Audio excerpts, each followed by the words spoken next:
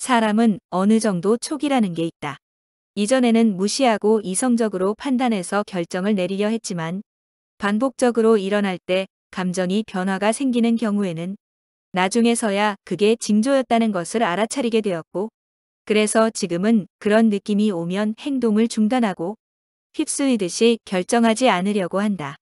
징조 중에 하나는 1. 그 집이 안 맞을 때는 보러 갈 때 길을 자꾸 헤맨다든지, 계약 전에 부동산과 의견 충돌이 생긴다든지 하는 문제들이 생긴다. 이전에 집을 보러 갈 때 길을 잘못 들었는데 또 골목길에 막히는 곳이라서 30분 정도 헤매고, 또 부동산과도 말이 안 통하고 답답했는데 당시에 그 집이 가장 상태도 좋고 가성비 있는 데다가 뷰도 너무 마음에 들고 새 집이어서 위의 징조들이 안 좋다는 걸 알고 있었음에도 나에게 해당되는 문제가 아닐 것처럼 생각했었다. 그러나 살아본 지 한 달도 안 돼서부터 일이 꼬이기 시작하고 몇 년 동안 생길 골치 아픈 일들이 2개월 이내에 너무 많이 생겼다. 사실 그 집에 이사 오기 전에 일이 잘 되던 상황이었기에 나는 계속 잘 될 줄 알았지만 그렇게까지 많은 문제가 한 번에 온 적은 처음이었다. 그래서 2개월 만에 이사를 간다고 했지만 세입자가 나타나지 않아서 결국 3개월 후에 이사를 나갈 수 있었다.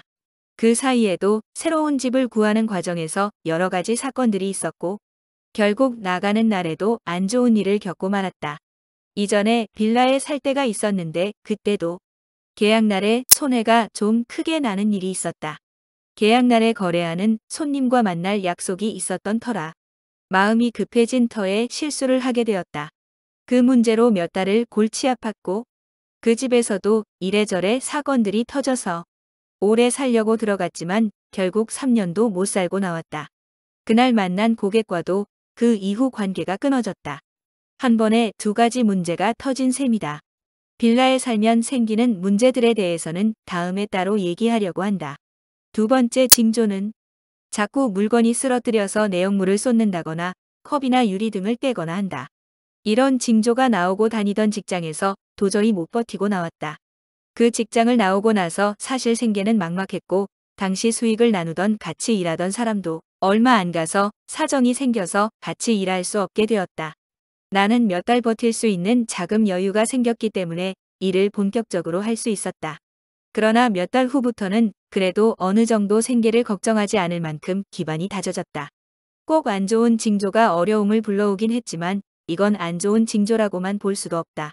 세 번째 징조는 어느 날부터인가 소형 가전제품이 망가지기 시작했다. 멀쩡하다가 갑자기 그리고 또 충분히 몇 년은 더 쓸 수 있을 거라고 생각했던 것들이었는데도 이유 없이 작동을 멈췄다. 그게 한 가지면 그러려니 하는데 여러 개가 짧은 기간 동안 망가졌다. 그게 징조라고는 생각을 안 했는데 그게 키우던 강아지가 안 좋다는 신호인 것처럼 몇 달 후에 강아지가 갑자기 안 좋아지기 시작했고 결국 보내야 했다. 사실 이 징조가 나타나면서부터 집을 이사해야 한다고 느끼고 빨리 다른 집을 알아보려 다녔다. 그때는 집값이 가장 높았던 시기여서 집을 구하기도 무척 어려웠다.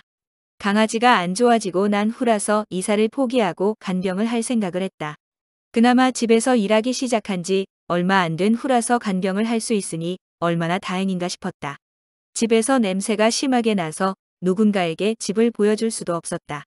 다른 집 강아지는 병치레를 몇 년씩 하기도 해서 몇 달이라도 버틸 줄 알았다. 하지만 얼마 버티지 못했다. 지금도 동일한 실수를 할 때가 있었다. 하지만 이 징조들과 느낌이 비슷한 때가 왔을 때 나는 행동을 멈추고 미루었다. 그래서 더 안 좋은 상황을 피할 수 있었다. 뭔가 계속 꼬이거나 안 되거나 하는 상황이 온다면 다른 쪽으로 안내하는 징조일 수도 있다. 그럼 이성적인 판단은 오히려 악수가 된다. 그리고 때로는 욕심이 눈앞을 가린다.